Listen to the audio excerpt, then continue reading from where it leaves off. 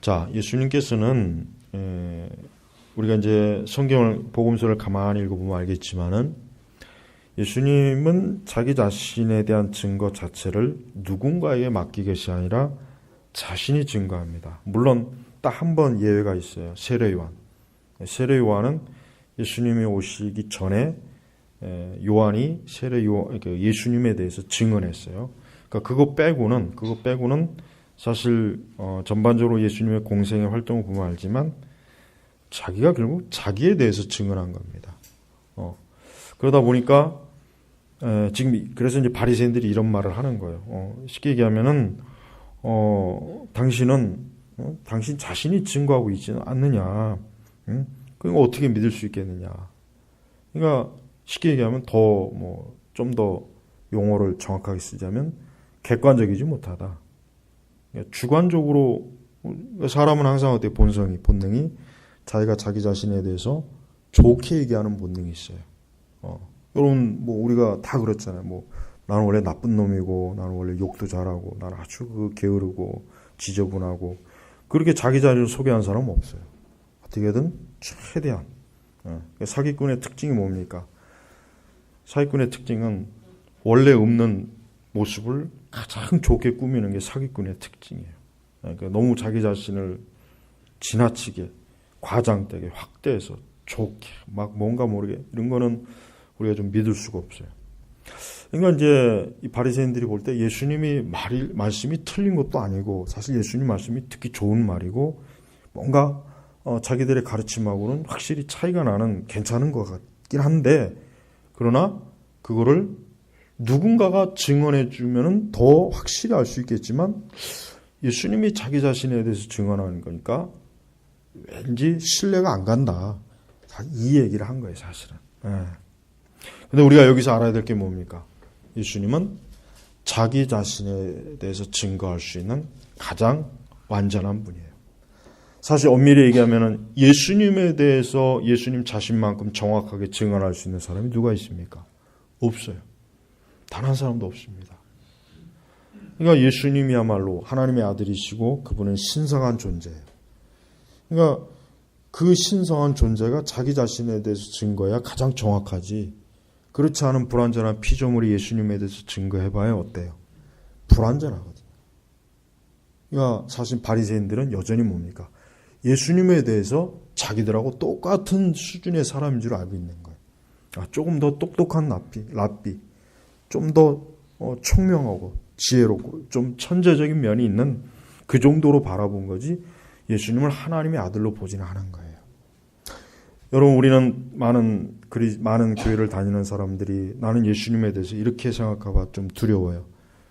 예수님을 그저 여전히 약간 좀 특별한 분, 약간 좀 대단한 분, 그냥 뭔가 좀 위대한 분, 우월한 분, 여전히 이렇게만 인식하지, 이렇게로만 예수님에 대한 믿음의 대상을 갖지, 그분이 신성한 분이라는 것을 아직도 인식 못하는, 아직도 참된 믿음을 갖지 않는 사람들이 꽤 많다고 저는 여겨져요. 분명히 그럴 거라고 저는 생각해요. 여러분들도 그러면 안 됩니다. 여러분들 가운데서도 혹시라도 우리가 믿는, 우리가 경배하고 우리가 따르는 우리 주 예수 그리스도가 그저 조금 더 우월하고 특별한 분, 대단한 분, 요 정도로만 알면 안 됩니다. 우리는 피조물이고 그분은 하나님이세요. 그렇기 때문에 우리는 그리스도의 이름만 나와도 그분 앞에 철저하게 가장 낮아지는 거예요. 여러분 사제들이 사제 서품을 받을 때 어떻게 해요? 걔들은 그 바닥에다 자기 자신을 완전히 딱 깔아요. 이렇게 쭉 완전히 이 다리까지 쭉 펴요. 그러니까 완전한 복종을 펴신 복종.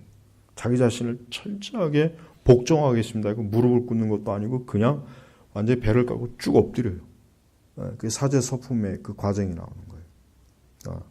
물론 사제들이야 마귀의 사제들이니까 그들의 충성의 대상은 마귀이겠지만 어쨌든 형식적으로는 그리스도에게 충성하는 거예요.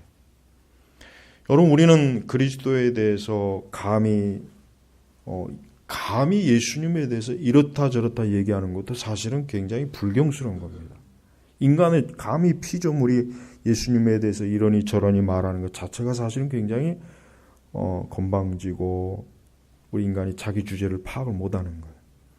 그래서 저는 가장 경건한 신앙의 첫 번째 모습은 예수 그리스도 그분에 대한 가장 깊은 경외심, 가장 깊은 사랑, 가장 깊은 애정, 정말 모든 사람에게 다 줄 수 있는 애정이나 사랑이나 헌신이 아니에요. 오직 신성한 내 구주.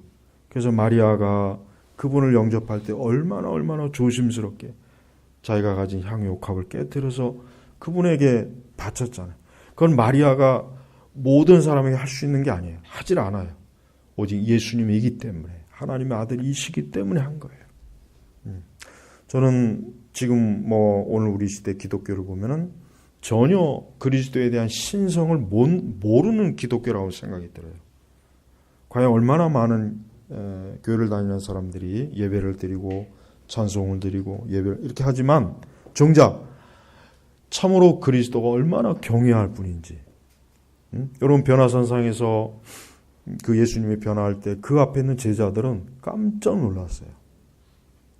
그 영광스러운 모습을 본 순간 제자들은 감히 입을 열 수가 없을 정도로 그분의 말로 표현할 수 없는 그분의 그 모습을 보고 그들은 신성을 거기서 깨달은 거예요. 안 거예요.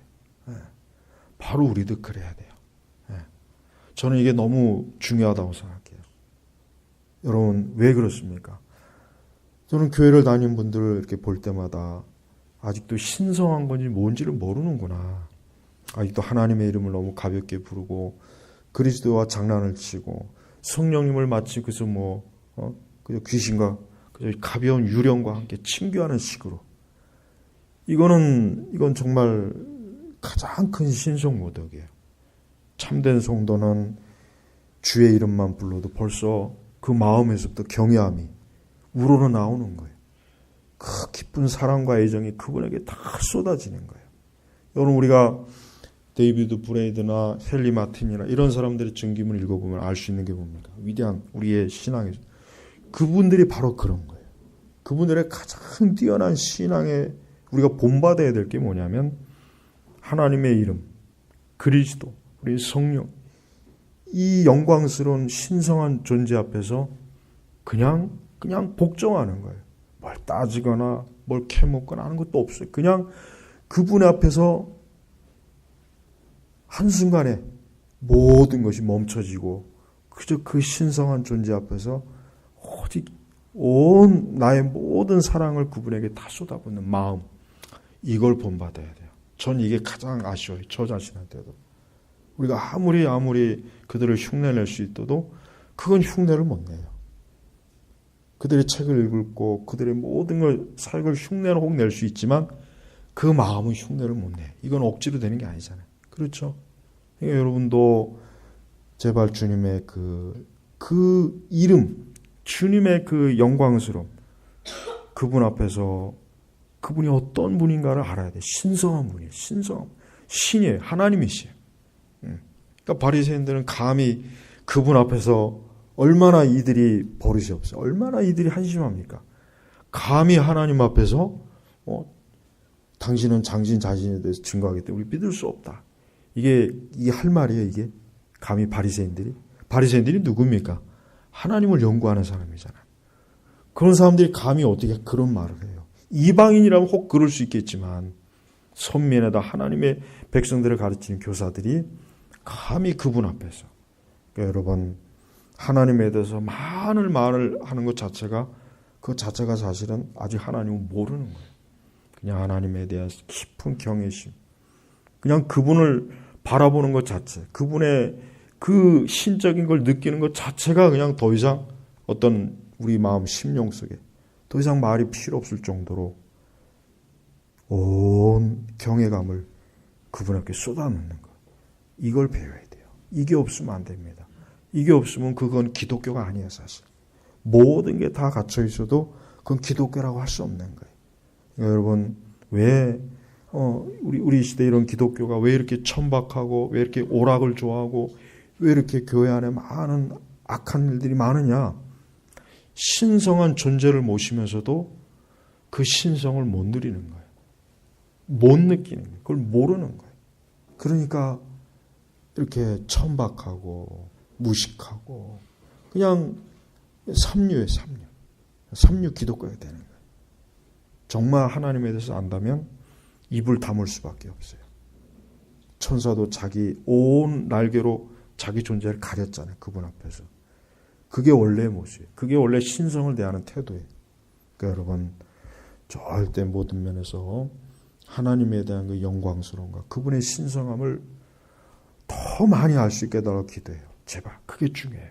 더 많은 어떤 지식이나 무언가를 더 막 하려고 하지 말고 그 신성한 그 영광, 그 빛을 주여 나에게 더 많이 내가 그걸 알게 하소서.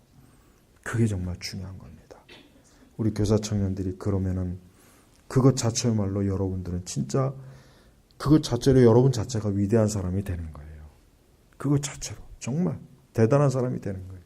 응?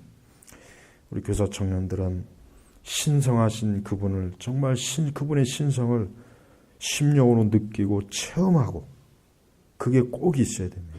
그게 있으면은 여러분은 그부터는 세상에 내가 뭐 내 마음에 매력을 주고 내가 막 그런 게 없어집니다. 그러나 그 전까지는 여전히 사람에게 매력을 느끼고 모든 게 세상이 너무 아름답고 너무 세상이 좋아요. 그러나 한번 신성한 존재를 그 아름다움과 영광을 느끼게 되면 그 다음부터는 어떻게 되냐면 이 세상 그 어떤 것도 눈에 안 들어옵니다. 어떤 것도 눈에 아예 안 들어와요. 저게 뭐 별거 아니네. 보잘것도 없는 것 같고 저런 게. 한번 진정한 신성의 아름다움을 보고 나면 세상 모든 게 다 취해져요. 가장 아름다운 여인도, 가장 멋있는 남자도, 보석이든 황금이든 황금의 집이든 아무리 좋은 것도 그 신성의 아름다움에 비하면 어때요? 그냥 너무 추한 거예요. 너무 추한 거예요. 이게 바로 우리 믿음의 그 청교도들이나 참된 신앙인들이 누린 겁니다. 이게 없는 이상은 이 개혁주의도 말짱꽝이에요. 난 우리 한국의 개혁주의가 이런 건 없으면서 그냥 뭐 이렇게 막 난 그게 좀 굉장히 우스워 보여요. 물론 그걸 나쁘다고 내가 얘기하지는 않겠지만은 신성한 아름다움, 그 신비함, 거룩함 먼저 이걸 알아야 됩니다. 이걸 모르면 안 됩니다. 제발 그걸 위해서 여러분들 많이 기도하시고 성경을 읽고 그분을 좀 자꾸 그분을 모시세요. 자꾸 모시란 말이에요. 자꾸 혼자 있다고 외롭다, 뭐 쓸쓸하다, 허무하다 이러지 말아요. 제발 그러지 말고 주님을 모시란 말이에요. 그러면 돼요. 그러면은 정말 그동안 내가 그렇게 대단하게 뭔가 엄청난 것들이 얼마나 그냥 빵 부스러기 같은 거였던가 알 거예요. 진짜예요. 제발 그러길 바라요. 기도하겠습니다. 아버지 하나님, 오늘 우리 교사 청년들 이제 새해입니다. 제발 우리 교사 청년들 그 마음을 다해서 그리스도의 신성함, 아름다움을 체험하고 누리게 하소서. 그때서야 비로소 온 세상이 새롭게 보일 것이고 우리의 인생과 우리의 삶도 아마 다를 줄 믿습니다. 우리 교사 청년들은 그러한 영광의 영광을 깊이 들어갈 수 있는 가장 은혜받는 사람, 축복받은 사람들이 되게 하옵소서.